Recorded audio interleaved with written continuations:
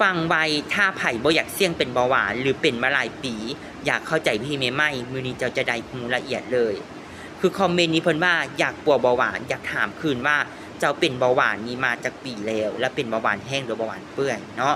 ก่อนอื่นหมดเจ้าจะป่วยนี่นะเจ้าต้องรู้กันว่าเบาหวานมันเกิดมาจากหยังหลายคนอาจจะบอกว่าเบาหวานเกิดมาจากหลายๆเหตุผลเนาะกินบ่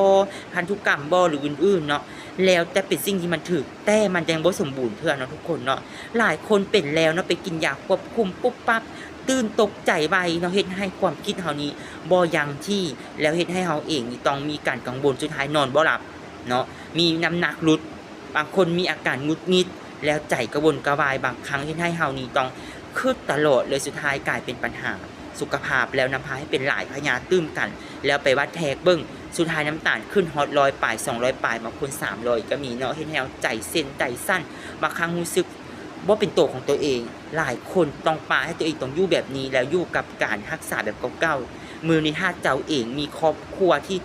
กำลังประสบพบพอกับพยานี้อยู่เนาะหรือว่าเจ้าเองเป็นคนนึงที่เสี่ยงสามารถถามรายละเอียดส่งได้เลยเพราะทุกสิ่งทุกอย่างมีทางออกเสมอเพียงแต่เจ้าเองเปลี่ยน mindset เนาะหรือเปลี่ยนความคิดเท่านั้นแหละชีวิตเจ้าจะเปลี่ยนเอง